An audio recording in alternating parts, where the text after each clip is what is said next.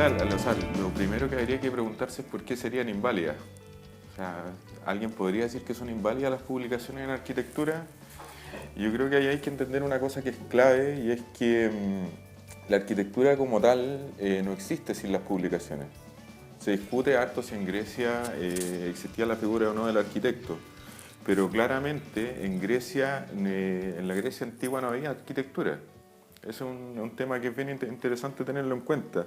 Y lo que entendemos por arquitectura griega es una noción que se ha impuesto posteriormente, son miradas posteriores desde el siglo XV en adelante, que se consolida con la enseñanza académica de la arquitectura a partir del siglo XVIII, a través del Premio de Roma y todo este tipo de dispositivos que se inventaron para ir a volver a mirar la arquitectura antigua, pero se le atribuye a Grecia, por ejemplo, al origen de la arquitectura, algo que ellos no estaban necesariamente conscientes. ¿O acaso alguien, por ejemplo, cree que los egipcios estaban haciendo arquitectura cuando estaban haciendo las pirámides? Ellos no, estaban haciendo pirámides nomás. Es una mirada posterior que define eso como arquitectura, pero no necesariamente tuvo intención.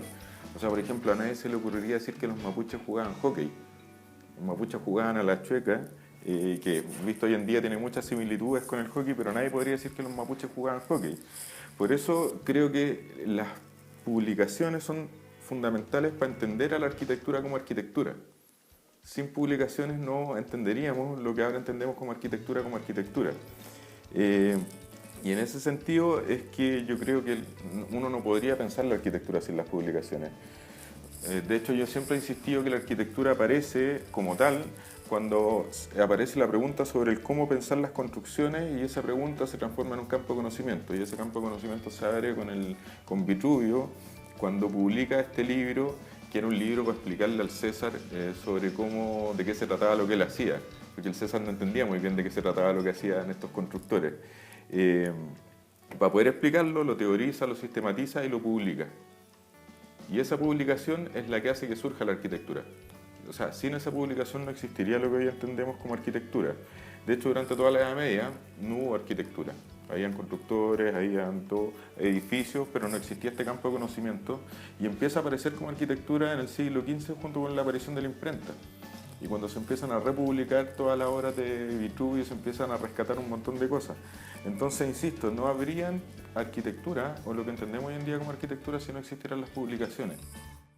Me es difícil pensar, o esta pregunta de pensarlas si son o no son válidas, porque yo en realidad más que válidas diría que son constituyentes de la arquitectura. O sea, no podría haber arquitectura sin algo que la constituye, y lo que la constituye son las publicaciones. Sin ellas, no sé si podríamos estar teniendo esta conversación, probablemente. O sea, todos ustedes aprenden arquitectura a partir de publicaciones y sus profesores aprenden a su vez a partir de publicaciones. Entonces, no son válidas, son más que necesarias para la propia sobrevivencia de la arquitectura, si no estaríamos en la Edad Media o en Egipto, donde no existían publicaciones. Bueno, las publicaciones académicas tienen dos objetivos principales. Por una parte, el principal, que es hacer avanzar el conocimiento de la arquitectura. Que eso es el objetivo de cualquier academia, de cualquier institución académica y por ende una editorial académica. Y eso supone que deben ser obligatoriamente publicaciones de vanguardia.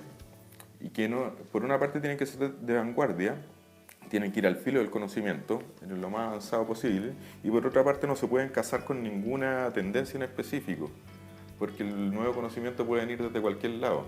Uno no necesariamente sabe desde qué tendencia viene el nuevo conocimiento, entonces tiene que estar abierta a recibir cualquier tipo de nuevo conocimiento que aparezca. Y el segundo objetivo que tienen las publicaciones académicas es impactar en la enseñanza. Eso es fundamental, transformarse ojalá en bibliografías útiles para los estudiantes y para la formación de los futuros arquitectos.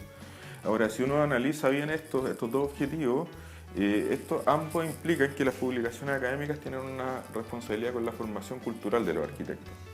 No necesariamente la formación profesional, sino una responsabilidad con la cultura. Son dispositivos que yo lo llamo como de formación y transformación cultural. O sea, y por ende los desafíos son múltiples en ese sentido. O sea, en primer lugar, suponen conocer y saber bien cuáles son los últimos movimientos o cuál es el límite en el que está el conocimiento para saber qué es lo que realmente es nuevo respecto a lo que ya se sabe. O sea, hay que saber muy bien lo que ya se sabe para poder saber qué es lo que avanza sobre lo que ya se sabe. Y en segundo lugar, deben estar escritas de una forma tal que permitan funcionar tanto para estudiantes como para académicos muy avanzados. O sea, las revistas académicas las tiene que poder leer un estudiante que no sabe absolutamente nada o que está aprendiendo, y las tiene que poder leer un académico muy de avanzada para que lo informe a su vez a lo que él está haciendo.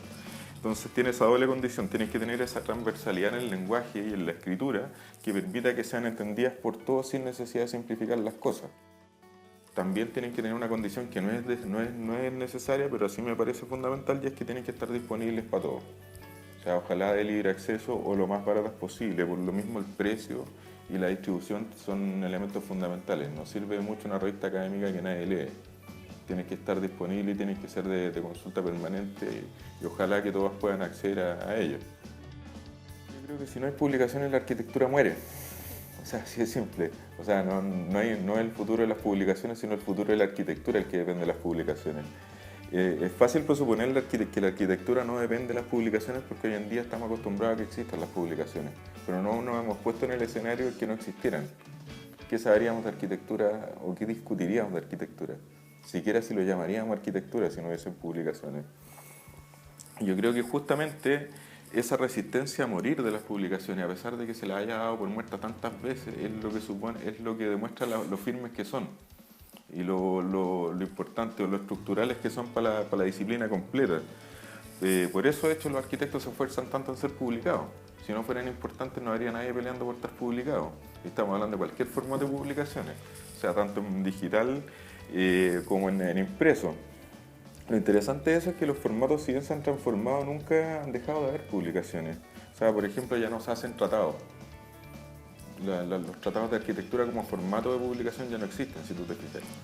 Pero no por eso se han dejado de hacer publicaciones de arquitectura. O sea, los formatos han evolucionado de la mano con la arquitectura. Y ya sea, por eso digo, ya sea en formato digital o impreso, las publicaciones van a seguir existiendo. De eso no tengo ninguna duda y no me asusta el futuro de las publicaciones. Yo creo que son tan necesarias que nunca van a dejar de existir por una razón muy simple. Y es que los arquitectos siempre tenemos algo que decir. Y para poder decirlo necesitamos medios a través de los cuales, o canales a través de los cuales comunicarlo. Y en ese sentido, en mi opinión, la publicación de proyectos, ensayos o investigaciones es parte de lo mismo. O sea, yo no veo, y es lo que hacemos en la revista, no veo mucha diferencia entre un proyecto, una investigación o un ensayo, porque son maneras que tiene la arquitectura de comunicarse con sus pares y con la sociedad. O sea, son formatos distintos de producción arquitectónica, pero que al ser publicadas son parte de lo mismo, son la comunicación de la arquitectura hacia la sociedad, y son las que permiten hacer avanzar el conocimiento tanto desde cualquiera de estos formatos. O sea, tú podías hacer el proyecto en una investigación, o por un proyecto, o a través de un ensayo que nos cambie la forma de mirar la arquitectura. Hay muchas maneras. Y dicho eso, por eso creo que el formato es una discusión secundaria y relacionada más a las contingencias. O sea, hace 15 años, por ejemplo, todo eran coffee table books. Y era impensable que los libros de arquitectura no fueran unas suertes de objetos preciosos, increíbles, y objetos de deseo en que la materialidad y la escala era un tema fundamental. Luego aparece Internet y la publicación de arquitectura se hace inmaterial. Creo que y todas estas grandes revistas empiezan a perder terreno. Pero luego de casi una década de publicaciones digitales, si volvemos al tema de la contingencia, te das cuenta que el péndulo está un poco volviendo al origen. O sea, las revistas impresas y las publicaciones impresas no solo no han desaparecido, sino que están volviendo a tener importancia. O sea, y se demuestra por eso que el deseo por el papel existe todavía. El público, yo creo que también se empieza a agotar de esa suerte de dictadura de las imágenes que hubo durante mucho tiempo. Y en eso los coffee table books e internet estaban en lo mismo. O sea, esta suerte de que la imagen era todo, y la gente, el público empieza a pedir contenidos, que es lo que falta. Entonces, cuando aparece esta suerte de vuelta al origen, en el que unos libros livianos y baratos pueden ser mucho más exitosos que un coffee table book hoy en día. O sea, ese es el momento o el estado de las cosas. Y algo que pasa acá, en Europa, en Estados Unidos, en todos lados se está haciendo lo mismo. Y que además permiten un grado de agilidad los libros más chicos, que es inusual para un mercado editorial. O lo mismo ocurre con las revistas, que empiezan a abandonar el papel cuché y empiezan a concentrarse más en textos y en contenidos que en la publicación de proyectos, tratando de parecer como una revista de mesa de centro. son revistas más de uso, más de estante, que yo creo que ese es el cambio del péndulo y en ese sentido los formatos van variando de acuerdo a las contingencias.